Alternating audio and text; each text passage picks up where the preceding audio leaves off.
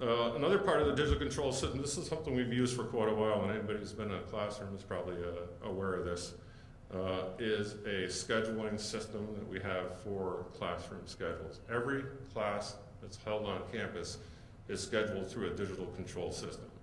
If your class is scheduled at a certain time, the temperature should be at an optimum level, which is the parameters that are set between 68, 72, 70, or 74, depending on what the season is, so that your classroom is as comfortable as possible when you're occupying that classroom.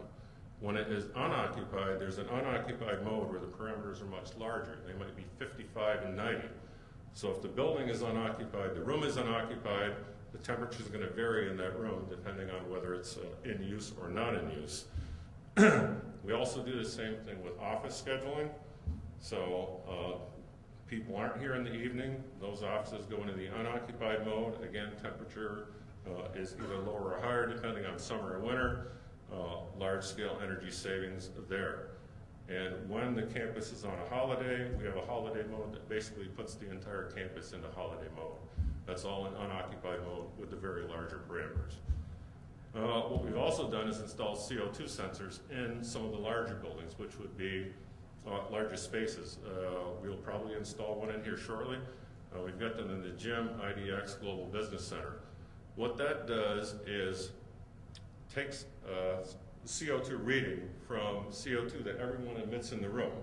So when it senses that there is a large number of people in there, and it's summer, and excuse me, you're emitting body heat, it will lower that temperature automatically. If you're there in the winter, you're emitting higher heat, you don't need as much energy, it will cut that down. So instead of having the parameters basically adjusting the temperature in the room, the number of people in the room will do that for us. We're also using variable frequency drives on our large mechanical systems. If there's a small demand for heating or cooling in any area, we can run a mechanical system on a speed depending on what the demand is, low, medium, or high. Prior to this, all our systems were run on a single speed, which meant it ran at optimal speed when not necessary. One of the things that we have that's rather unique in the state is an ice storage tank. Behind Joyce Hall is a very large tank. What it holds is liquefied water. And the chiller plant that's out there are basically chillers that run and they cool that water. If you were to run those chillers during the day, it's rather expensive because you're running on peak hours and you're using your electric rates and you're being charged at peak electric rates. What we do is we have an agreement with BED. We run those chillers at night and basically build what would be considered slush in that ice storage tank. And what it does is it stores that during the evening. During the day, that water is circulated throughout the buildings. MIC, Global, Student Life, Global, Forest Cedar Lane. I think there's 6 buildings that are tied to that system. That water circulates throughout the day. We don't need, and we haven't in the past 2 years, run those chillers at any point during the day. So our energy savings are extreme because we only use it at off-peak hours, building the ice, running those chillers on off-peak hours.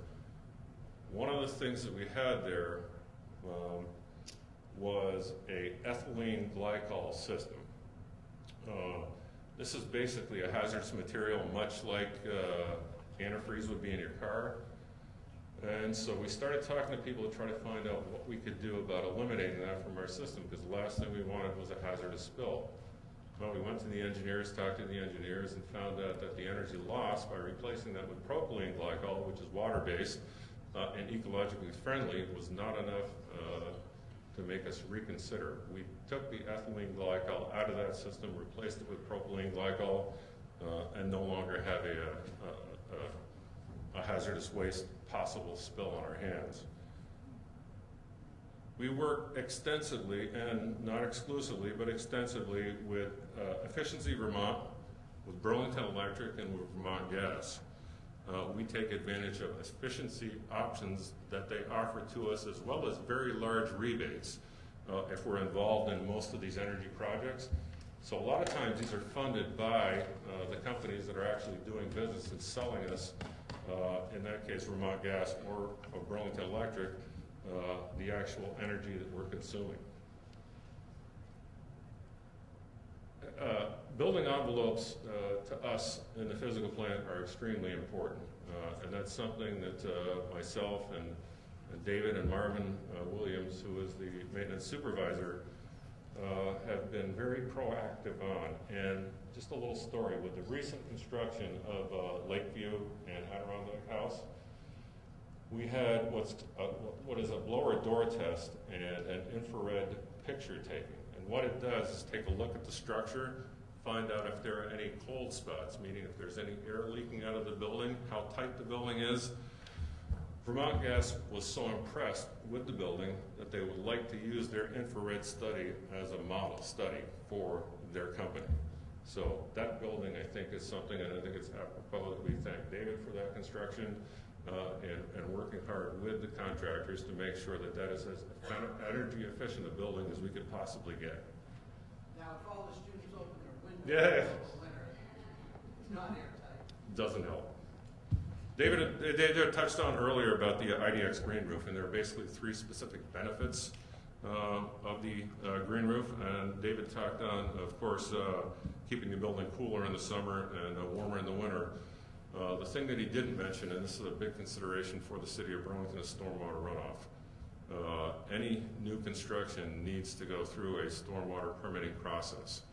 And the green roof absorbs an awful lot of that water, so it doesn't run off the roof, get into the stormwater system, and end up down at the treatment plant, and end up in Lake Champlain, shutting down swimming facilities because of any fecal matter that eventually flows into the lake.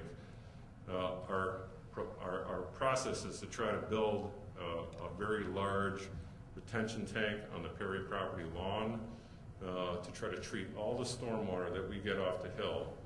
We have one problem with that, and basically what it does is slow down the stormwater as it collects, releases it in a very slow manner, takes it down to the treatment plant.